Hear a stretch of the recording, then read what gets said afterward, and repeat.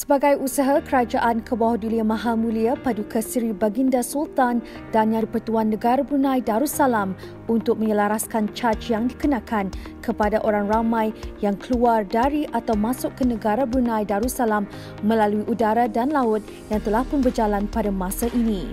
Kementerian Kewangan dan Ekonomi melalui Jabatan Kastam dan Eksais Diraja dengan ini memaklumkan bahawa Kebawahdulian Maha Mulia Paduka Seri Baginda Sultan dan Yang di-Pertuan Negara Brunei Darussalam telah memperkenankan bagi pelaksanaan Perintah Bayaran Keluar dan Bayaran Masuk 2020 atau Exit and Entry Charges Order 2020 yang akan dikuatkuasakan mulai 1 hari bulan Ogos 2020.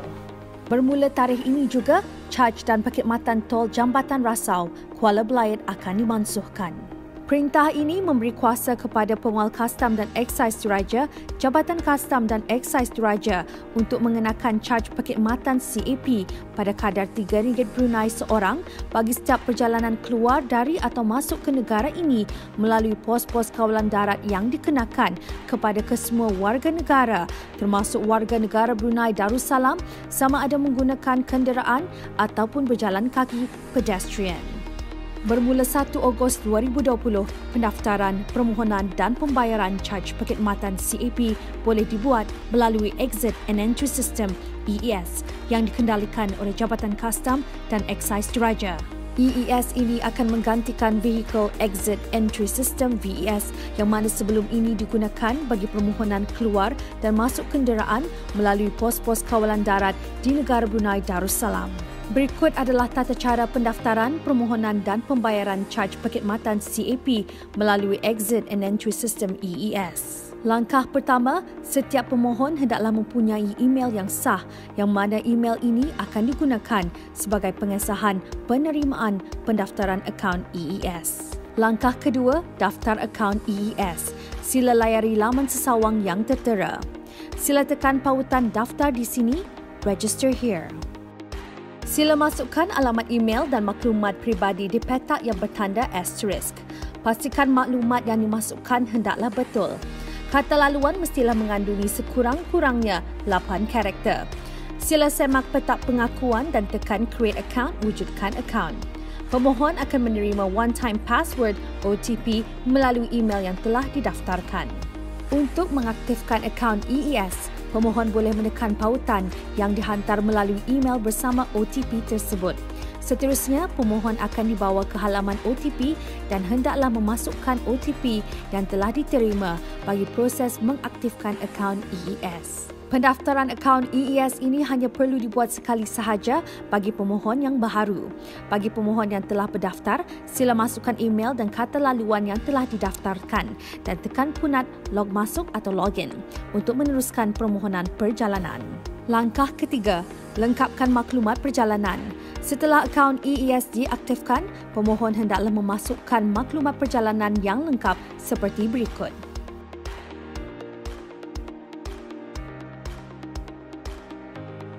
Lengkapkan kaedah perjalanan sama ada menggunakan kenderaan atau tanpa kenderaan. Jenis perjalanan sama ada satu hala atau pulang balik dan pos kawalan yang akan dilalui. Seterusnya, isikan maklumat kenderaan yang akan digunakan. Sila pastikan lesen kenderaan yang digunakan adalah sah semasa membuat perjalanan. Bagi pemohon yang bukan pemilik kenderaan, hendaklah memastikan surat kebenaran menggunakan kenderaan daripada pemilik dibawa bersama semasa perjalanan. Sila lengkapkan maklumat orang-orang yang mengikuti perjalanan. Sila pastikan dokumen perjalanan seperti pasport hendaklah sekurang-kurangnya sah tidak kurang 3 bulan sebelum membuat perjalanan. Jika pemohon memilih kaedah perjalanan sebagai berjalan kaki atau pedestrian, pemohon akan terus dibawa ke halaman maklumat orang-orang yang mengikuti perjalanan ini. Langkah keempat, pembayaran caj perkhidmatan CAP. Setelah maklumat perjalanan telah dilengkapkan, pemohon boleh membuat pembayaran caj perkhidmatan CAP melalui dalam talian online sama ada pembayaran terus dengan menekan punat Pay Now atau menangguhkan pembayaran dengan menekan punat Pay Later.